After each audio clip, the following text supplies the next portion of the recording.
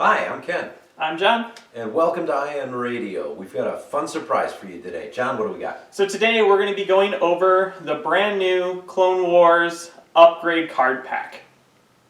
So what we're going to be doing is we took all the cards that changed and we're going to be comparing them and giving you what we think of them. So let's go take a look. Alright guys, here we have the upgrade card box. It's got some heft to it. So what we're going to do is open this sucker up and then take a look at what's inside. So here's what we have. We've got this giant sheet of paper that gives you a complete list of every single card that comes in the box. Now we are going to be giving you a list and showing you what's changed and what hasn't, and then the specific cards we're going to discuss. There are a bunch of new rules, and we will be discussing these along with the cards they come with. And of course you have the credits and everything else.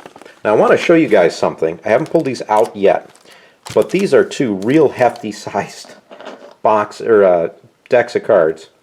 There is one of the squadrons right next to it, and wow, that's just a lot of cards. And when you double them up, that stands pretty tall. So let me pull these out so we can take a quick look. So here is this gigantic mess. We were going to try and organize this in a way that was kind of visibly possible. We're not going to do that. I will make a couple points. This entire bottom row is just officers and commanders, and this top one that you see here is all titles. So what we are going to do, John and I are going to go through the different cards that have changed. We'll make a couple different statements as we go on, and we'll be talking about everything from how you have new symbology on the cards to the fact that all these cards are larger sized as well. This is for anyone looking to get into Armada, your best way to get into it. This is a lot of product for virtually no cost. So I strongly recommend picking one of these up if you are definitely new to Armada. So let's go down to me and John. We're going to talk to you about all these different cards. So Ken and I have prepared a slide presentation with all the new cards in it for you guys. We are starting off looking at the total list of cards that are in this pack, and we have it colorized so then you can see what are cards that are normal if this set comes with duplicate cards. Green is for cards that really didn't change and they just added their new iconography onto it. And then the red cards are the cards that did change, and Ken and I are going to go into depth to them next.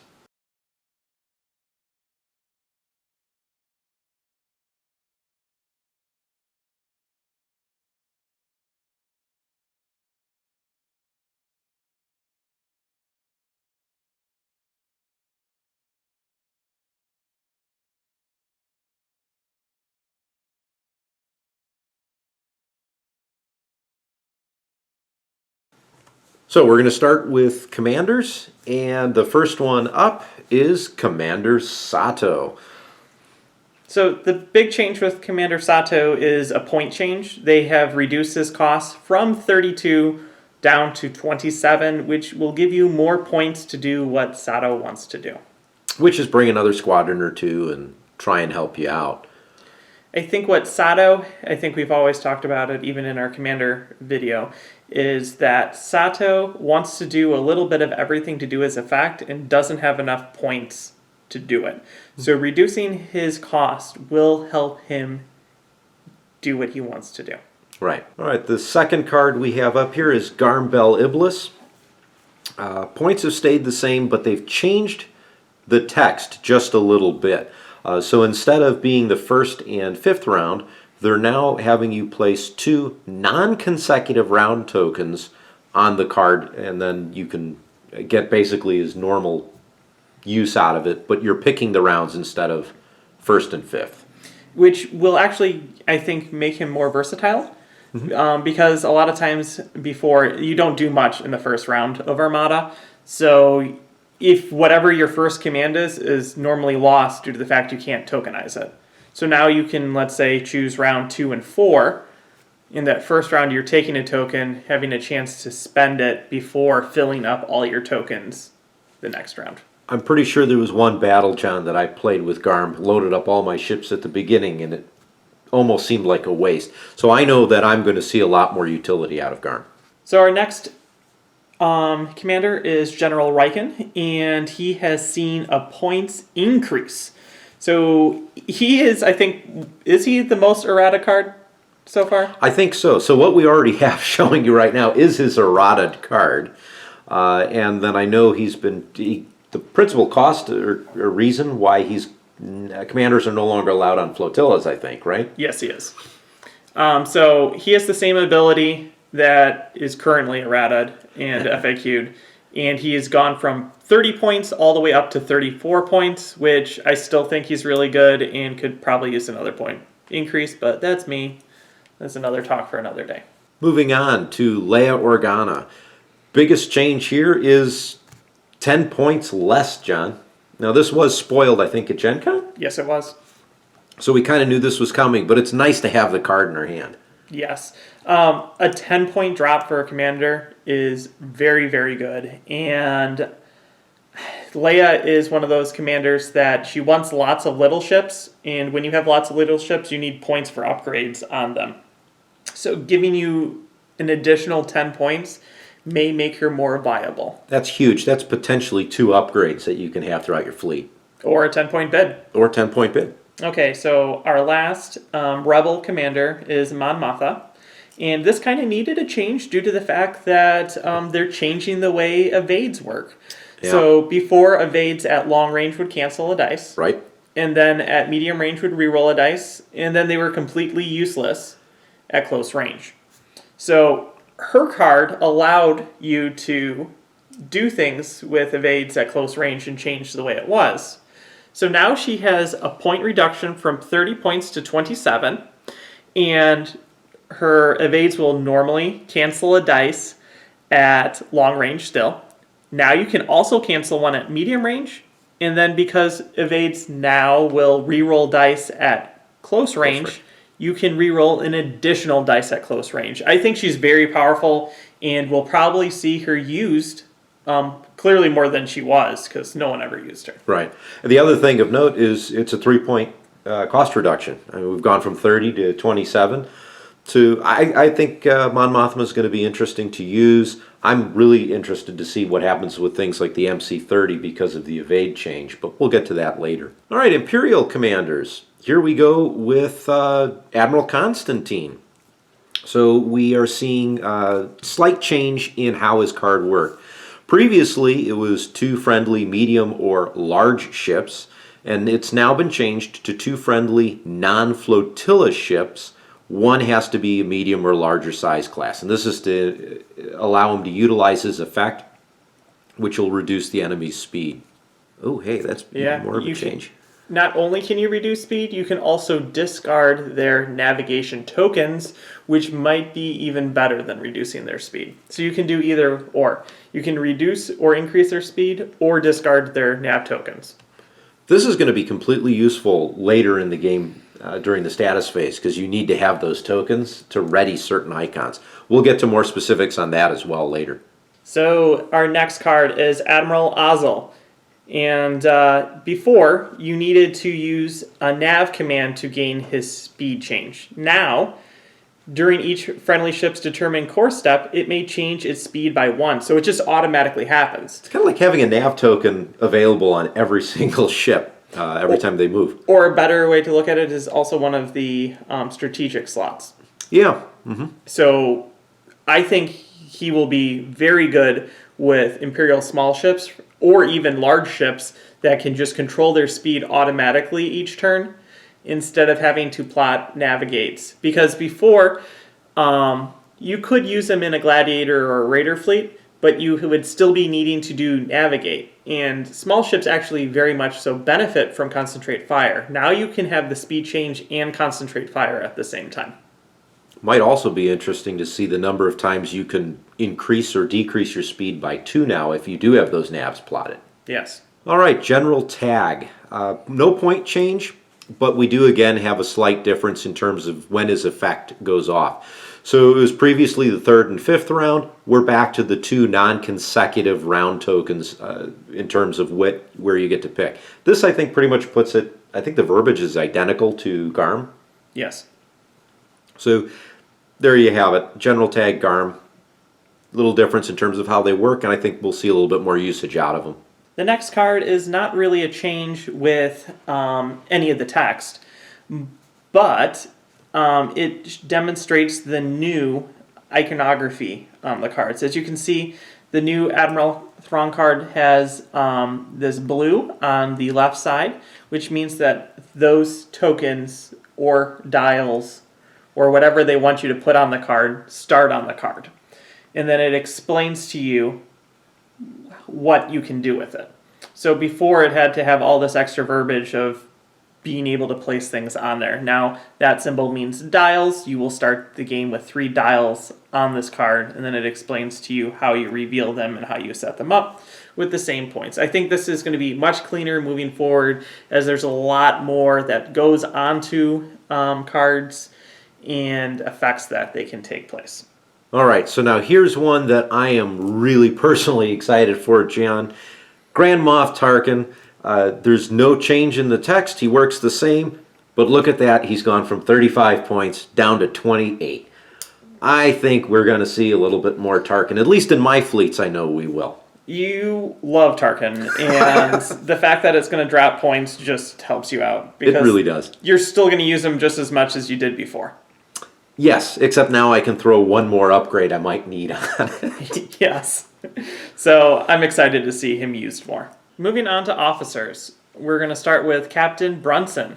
Captain Brunson is a very powerful card, and it got a very powerful nerf.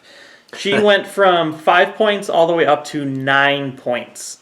Here's another perfect example also of some of the new iconography. So right next to the name Captain Brunson, you're going to see the double arrows. They're calling this the recur symbol. So these are cards that when they've been exhausted, you can refresh them at the status phase. All right, Taskmaster Grint. Here's another example of a card where we see the new iconography. Blue tells you again what you have for setup. And you know that's really it. A little bit different wording just to reflect the new iconography.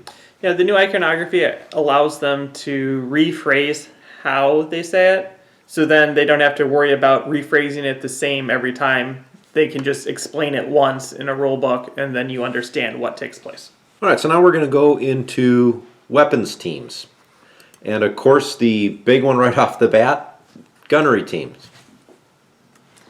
Gunnery teams, I think, is one of the cards that changes the most in this pack.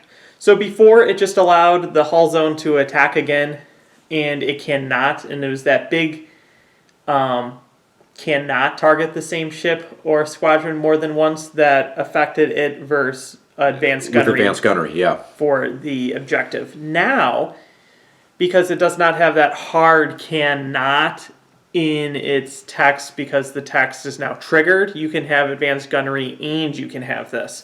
So now it is spend concentrate fire. The next attack you perform, this activation can be from this same hull zone, and then it has the restrictions on what you can hit. Right. So this actually does quite a few things. It means that a Super Star Destroyer can no longer attack 3 times out of the same hull zone, because you're using a command, and commands can't be done more than one time. Mm-hmm. So on your first attack from a normal ship, you have to use your concentrate fire to get this ability on your second attack. While a Star Destroyer can use its first attack out of a hull zone, and then choose a different hull zone, and then make a second attack out of that. But But advanced gunnery now will be seen again in more than just Akbar fleets. Right.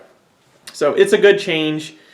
It limits it, but then also allows you to use all the objective cards at the same time. Ordnance experts. This is one that I think is actually a good change here. So the primary difference here is instead of re-rolling any number of black dice, you are now limited to only re-rolling 2. Which, again, with something like the Demolisher or Gladiator 1, where you've got 4 coming out the side or the front, that's a big change there. Yeah, this change is very good, because before, you're just fishing for double hits. And Right. black dice are already very powerful, especially when, let's say, I would roll 5 black dice and get 5 hits, but not the criticals that I wanted, or I wanted more criticals. And then you just re-roll and run your chances that you can turn 1 damage or 0 damage into 2 damage with critical potential. Now you have to choose, am I really rolling my 2 blanks? Which the answer is yes. And this still works for double black flak ships like the Raider. Right. So on each attack of a squadron, you're able to re-roll 2 dice. So it still allows them to get their efficiency. Moving on now to support teams, we have a change to engine techs. Principal change is it's stating that after you execute a maneuver, if you overlap the ship, you have to exhaust the card. And then actually you're exhausting the card regularly after you execute a maneuver to do the 1 speed. Yeah, we'll have to see how the FAQ explains this. Personally, I feel like this card's not written appropriately because of the after you execute a maneuver is the same in both cases. And I think the intention here was so that you can't double ram. Right. But because you get to choose which order you do it in, that does not necessarily reflect that. So it'll be interesting to see how this card gets interpreted out. Now on to defensive retrofits. So here we have electronic countermeasures. This is a card that John likes to really utilize, and it's changing a little bit for you, John. First thing we see is the non-recur icon in red, and there's a cost to refresh it. And that's going to require an engineering token at the end of the turn to be able to unexhaust the card. But I believe all the text is identical. So it's same effect, it's just that now you can't necessarily use it throughout the entirety of the turn. Yes, so what's nice about this is that in conjunction, so let's just think about decked out ISD. Now, to use an ISD2 with gunnery teams and ECM, you're going to need access to a lot of tokens because you're going to be wanting to nav to get into position. You may be wanting to squadron to command squadrons. You're going to want to have engineering tokens so that you can refresh your electronic countermeasures, and you need concentrate fire to Use gunnery teams. All of that can happen, but you're going to have to invest into doing that. Tarkin And Gazantes and maybe Hondo and other people. And so it's the cost, it actually increases the cost without really increasing the cost. Yeah, it's kind of interesting how that works out. Yes. I'm really interested to see how a couple games play out with these new cards. Speaking of new cards, let's look at the fleet support changes. It's really only one. John, what do we have? So Slicer Tools. Slicer Tools are a very powerful card. They are now so powerful that they begin the game exhausted, and they have a cost to refresh them. So they have the non-recurring cost, and that is going to be an engineering token. This would have changed our latest campaign up just a little bit. Well, I don't think we've ever sliced each other on the first turn. Maybe not the first turn. So the first turn we unexhaust, and then we move in, and then instead of doing navs to get into a better position, you're going to be doing engineering or holding onto an engineering token to refresh it. It's going to change things a little bit. I think it'll be interesting. Ordnance upgrades. Here's a couple that I know we're both looking forward to. First one is assault concussion missiles. So this is one that I personally like using more than assault proton torpedoes, but it was always expensive. So they reduced the cost from 7 to 5, and they put in an exhaust icon in it. So now you can't use it every attack, but you only really need it once. Yes, I think that all the next few changes after this too, all these are to bring specific ships back into line with all the other ships, because black-powered attack ships are extremely powerful, especially when you can reroll all those dice and then trigger criticals multiple times. Correct. So recently, all of the powerful crit effect cards are exhaust, or like the Onager, it's only usable once anyway. Right. So, for example, what is it? HIE? the heavy ion emplacements are an exhaust, and you only can use it once. It's very expensive, and it's a very good card. So this brings these cards into alignment with that. Assault proton torpedoes also got a points reduction from 5 down to 4. And they also got the refresh for exhaust treatment, same as concussion missiles. So now you have 5 points for concussion or 4 points for the assault proton torpedoes. And that brings them very close and makes them a very difficult decision on which one you want to take. I would agree. In a lot of cases, we've picked the proton torpedoes just because it was significantly less expensive and you're guaranteed the damage. Now for 1 point more instead of 2, you have the opportunity to do 3. Yeah, that's a decent deal, I think. Yes, it is. The last card that got changed in the Ordnance group was External Racks, which has become pretty much the default because those 2 cards that we previously mentioned are very expensive when you're trying to put them on lots of ships. So now the one-time ability costs you 4 points instead of 3, which is now the same cost as assault proton torpedoes. Yeah. So now you have a choice. Which of those do I take for the 4-point slot? And then do I want to spend the 1 point to upgrade it to assault concussion missiles? Right. So let's look at ion cannons. Really only one card changed, and that's leading shots. And the thing is a 2-point increase in terms of how much it would cost, which is a significant amount, again limiting to an extent the amount of rerolls you can push. And now moving on to turbolasers. So let's start with H9 turbolasers.